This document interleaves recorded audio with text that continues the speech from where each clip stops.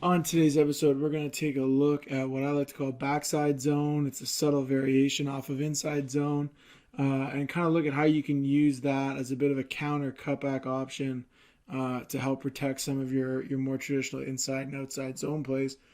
First off, I just kind of want to look at how do those zone concepts differ. I think people talk a lot about inside zone and outside zone. How does backside zone differ, and then how I see it being used in the Canadian game. First off, I just want to kind of differentiate that. So, a traditional inside zone to me, and some people will vary on the inside zone aiming point. A lot of people talk about on an inside zone, you're aiming at the B gap or the outside hip of the guard. Some people, when they're talking inside zone, will keep it a little bit tighter than that. I tend to like my inside zone on the front side hip of the center to the inside hip of the guard. So more of that A gap aiming point, and then the running back will make his cut off that landmark. And obviously, when most people talk about outside zone, they're looking at an aiming point outside of the tackle, often the ghost tight end. But again, you're really stretching the defense horizontally. When I talk about backside zone, we're looking at an aiming point on the backside guard's kind of front shoulder initially. Really, we're looking to square up that backside guard, and this is an excellent picture of it here. Oklahoma's running it. So we're going to aim at the front side hip of the backside guard and make our cut off that backside defensive tackle. So here we see the backside defensive tackle plays into the double team, and the back squares it up. When he sees that defensive tackle's hat flash into the A gap, he gets his foot in the ground, cuts it back, and gets vertical. Now, from an O-line standpoint, the reason I like this concept is if you're a zone team, one of the things I think a lot of people like about zone offense is very simple for the O-line up front in terms of transitions between plays. So inside zone and outside zone have a different aiming point, different technique, but the concept of who you're blocking and how double team combos work is very similar. Backside zone gives you that same advantage, but it counters a little bit off that inside zone or even outside zone aiming point, where when teams see that zone block footwork, so we see here how the O-line gets off the ball, they're all stepping with their play side foot. We see how the linebackers flow to the front side. Watch 45 and 33. Okay, and even we see 94 working front side, the end working to set that edge. So here gives you a little bit of a counter off of that, where your O-line can use that flow against the defense. So these aren't quite down blocks, and I think you can have some variety in your scheme and in how you teach these. It's still zone principles in terms of double teams, like we see this double team fit in here. We're just working our zone principles with the aiming point and understanding that this back is looking to hit this either in the weak A gap, strong A gap if it really gets forced there, or more than likely, like we see here, off of a cutback into that backside B or C gap. Now you'll have to block the backside edge defender. Here it's number 25, and they read him. I also think in a high school offense, a lot of people are using a mobile quarterback, having one of their best athletes at the quarterback position. If you're one of those teams and your quarterback is a threat to run, this is really like your old school dive in the triple option, right? Your quarterback is now in a great position to influence that defensive end up the field, like we see here. 25 comes up the field to contain the mobile athletic quarterback, creating the huge cutback lane for the running back. So similar to how outside zone is different from inside zone for the O-line in terms of where the aiming point is and then what goals that creates for them, same thing with backside zone.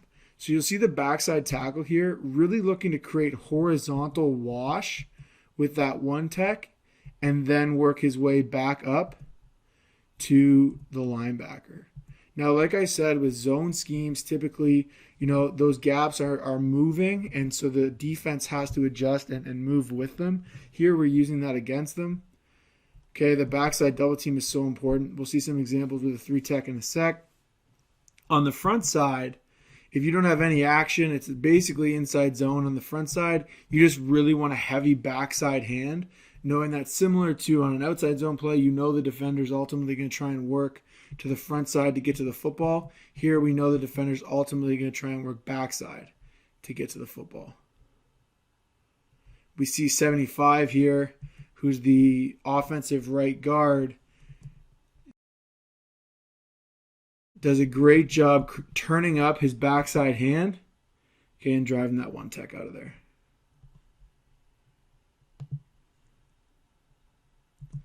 Second example here, and here we see it out of a double tight end set. Okay, so now it's a bit of a heavier look. Again, it's like any zone run. You can work this into any type of offense, whether you're two back, whether you're heavy double tight end, whether you're spread. You can work this into any offensive set. Again, we see the aiming point for the back here out of the pistol is, again, that front side hip of the backside guard. Okay, now he's working through that aiming point. Okay, and the read defender for the running back is the defensive tackle or the down lineman to the boundary side of the center. Here we see that's a 3 tech, so we're going to have to work hard with the backside tackle. Again, looking to create that lateral wash. I maybe wouldn't suggest getting this much turn in your shoulders from the backside offensive tackle, but the running back is reading that key defender. If his hat gets play side of the guard, okay, or if his hat stays in that B gap, we're going to cut it back. Okay, if the tackle is able to reach him on this double team, in this case with a 3 tech, or if it's a 1 tech, if the guard's able to reach him, then we'll keep it in that A gap. Okay, here we get in the second level. Similar look here again at a double tight end. This is Oregon running it. We're going to see here how this can really hit big and let your running back be very much one cut. Okay, he's working right down that aiming point. Okay, they get a great backside double team. Again, this is a 3 tech. This is in an odd look. Okay, and they're able to double him, kick him to the front side, and get up on the second level.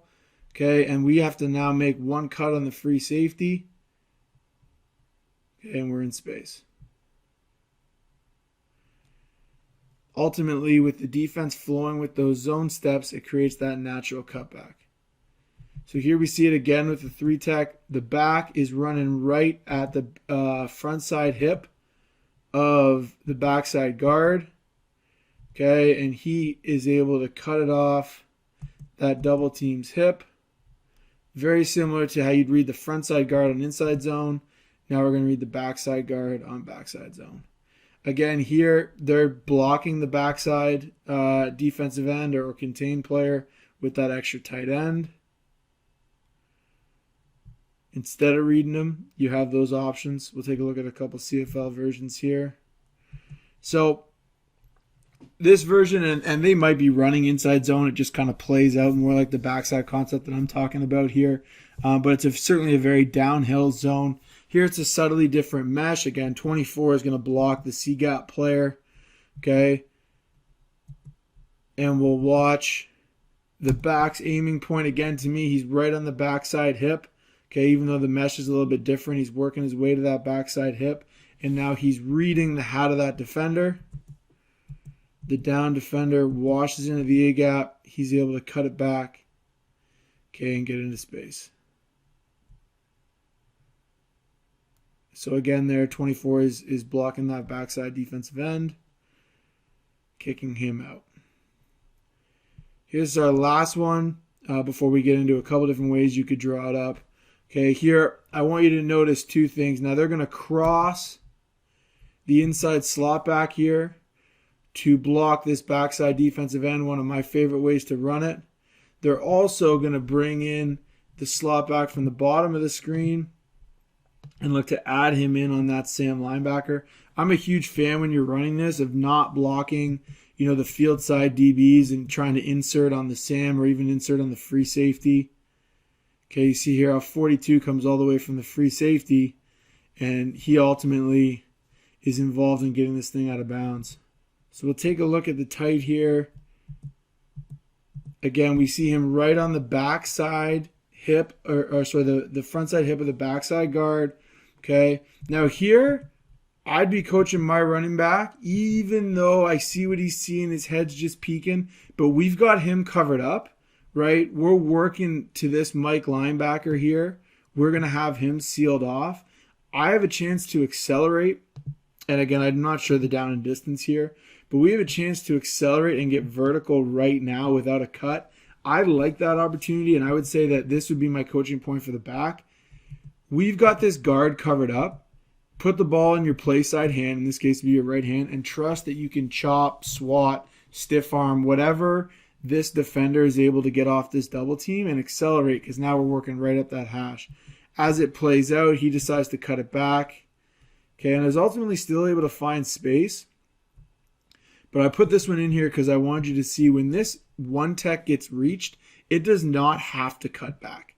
Okay, it's just a very downhill zone where we can work this thing into that front side A gap. Okay, if we had a Mike linebacker that say wanted to work backside, so if I roll this back, taking a look at 4, he is really aligned to the field here, and you see how that zone look really gets the front moving. Okay, but if he were to fly down and fill this A gap, then the running back could still, just like with inside zone, right, you're reading that first available gap, work his aiming point and bend this thing slightly front side. So it's not that it's automatically cutting back, it's just basically going to work down that hash mark to back if we get a typical look. Okay, and ultimately, again, very positive play. So we're going to look at 3 base ways that you can run this concept. The first is with the zone read action. Now you'll notice 2 things here. One, I have a little bit of pre-snap motion with the receivers. Like I said, I really like trying to block the inside defensive backs and even climb to the free safety. Because this ball is hopefully going to hit right down that hash mark or close to, I'd rather have those DBs end up blocking the free safety than blocking that field corner. And even if that means we bring the field corner closer to the box, it's pretty unlikely, in my opinion, that he's going to feel comfortable folding all the way into that hash mark or however they distribute it out. So I'd climb and try and get the free safety on this. In terms of the running back, again, we see in red there, he's going to read the first down defender backside of the center. In this case, it's a nose. Okay, and we're going to look to, if the nose stays front side of the guard, we're going to cut it back off the double team. If we reach the nose, we're going to hit that thing right down the hash mark. And again, we're reading this quick defensive end. So if he wants to squeeze and be the dive player, now we're going to pull, and our quarterback has all this space to get out into with whatever kind of run pass option you want to work off that. I just drew up a basic little smash concept where we can now occupy the 2 defensive backs. The linebackers are playing the run. And if the Q wants to chase, then we're able to, pull and play and throw the ball out there or have the quarterback keep it. In this second option, we have a fair amount of motion, but it's all with a purpose. So if you take a look at the H, he's going to run that split zone look, and he's going to look to kick out that defensive end. Particularly if you have a mobile quarterback, defensive ends will have a tendency to get up the field. We saw that in the first clip where they were able to read him. So it's a great way to get a receiver. It could be a fullback out of 2-back involved in the blocking scheme. You're going to, in all likelihood, have some adjustment from the linebackers. So I drew this in here with the will shuffling out because obviously that H could end up being a 3rd receiver in the flat and the X coming into the box. If you're going to run this with a split zone look, you really want to know how the defense is going to adjust that split zone look. So here I just have them stringing it as opposed to, say running that X linebacker across with the H. And if they're going to string it, you want to push your point 1 out of the box. I think a lot of teams that run split zone will have some experience doing that. Nothing changes for the back. He's going to read off that down lineman key. Okay, and again, I have the wideouts motioning in here, trying to find most dangerous. In this case, that would be the free safety, and hopefully the will should shuffle out of the box if he's not some kind of quick play action or just read that end and leak that H into the flat. There's a lot of different ways you can do that. But assuming you're playing a gap sound team, okay, that will should end up out of the box, and that X or the W, whoever you want, could get in there and work to dig them out. But it's this exact same for the back, and this should hit quick downhill up the hash mark or into the backside B gap. This last one I have drawn up in here at a 2-back, but you could run the same concept of a spread. Here the H is more of that fullback or wingback body type. He's going to cross the set again, split zone look to kick out the end. Here we got it with a 3-tech on the backside. So like we saw in some of those clips, that tackle is really trying to get horizontal displacement.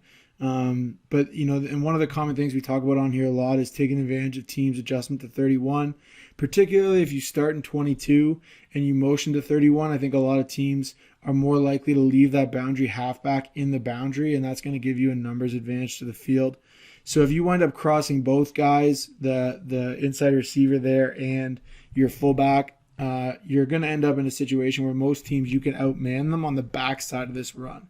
So again, we're going to push our point 1 out of the box here to the will, anticipating the string. Again, you got to know who you're playing, and if they're not going to string, there's some different things you can do to try and attack that guy. But if you're looking to run this as a base concept, it's probably better if they do string. Okay, and again, you're reading that backside down defender. And with that W now, you can look to take advantage of that numbers advantage on the front side. Now you're blocking up the X, the free safety, and that field half, all with pretty good leverage.